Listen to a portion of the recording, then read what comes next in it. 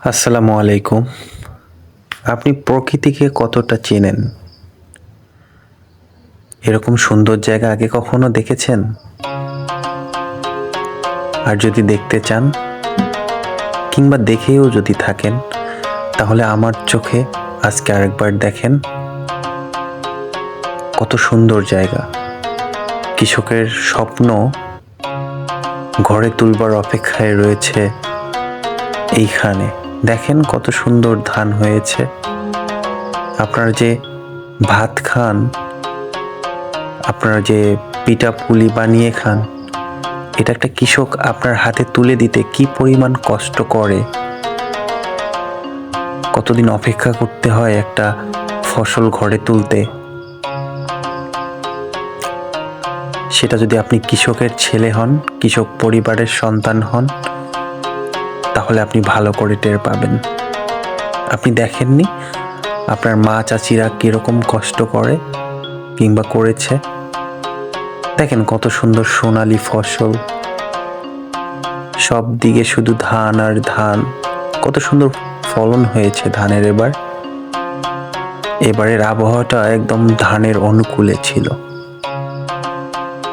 বন্ধুরা, ভালোবাসা শুধু মানুষ মানুষের সাথেই হয় না, আন্তরিকতা শুধু মানুষে মানুষে হয় না। আপনার ফসলের প্রতি ভালোবাসা এবং আন্তরিকতা যদি না থাকে, তাহলে এত সুন্দর ফসল হয় না। আপনি দেখেন যে মানুষগুলো একটু অলস প্রকৃতির হয়, তার সব জিনিসই কেমন যেন ঢিলে ঢালা টাইপের। এমন সুন্দর ফসল দেখে আমি না চোখ সরাতেই পারছিলাম না।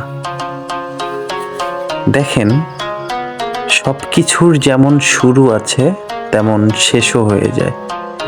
যখন একটা সময় অনেক কষ্ট করে ধান রোপণ করতে হয়েছিল, তখন কত আশঙ্কা ছিল মনে, কত ঝড় ঝাপটার কথা চিন্তা ছিল মনে। বন্যার পানি এসে যদি ধানগুলো খেয়ে যায়, বন্যার পানি এসে যদি ধান তলিয়ে গিয়ে সমস্ত ফসল বিনষ্ট হয়ে যায়, কত কিছুই না মনে থাকে। কিংবা কোনো আর অচমকা ঝড় এসে ধানের গাছগুলো শুয়ে যায়, আসতেই পারে। প্রাকৃতিক দুর্যোগের কথা তো আর বলে কয়ে হয় না। তো সেরকমই আজকে আমি এবং আমার বড় ভাই, সামনে দেখতে পাচ্ছেন, দুজন মিলেই আমাদের ধান খেতে এসেছি। দেখেন কত সুন্দর ধান হয়েছে আর কত সুন্দর সোনালি লাগতেছে।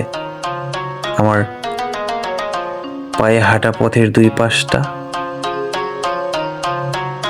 আপনি যদি এরকম রাস্তায় হাঁটতে চান, সেটা আসলে ভাগ্যের ব্যাপার, তাই না? শহরের মানুষ কি ইচ্ছে করলে এরকম ধানের জমিতে হাঁটতে পারবে? এবং এরকম জমি দিয়ে হাঁটতে গেলে শরীরের ব্যালেন্স দরকার। আপনি হঠাৎ করে এসে হাঁটতে চাইবেন, দেখবেন দুমড়ে মুচড়ে পড়ে গেছেন ধান খেতে। সুতরাং আমি কৃষকের ছেলে হিসেবে অনেক বেশি গর্ববোধ করি। তো দর্শক, আমি এতক্ষণ কথা বলতেছিলাম, অলরেডি চলে আসছি আমার ধান খেতে।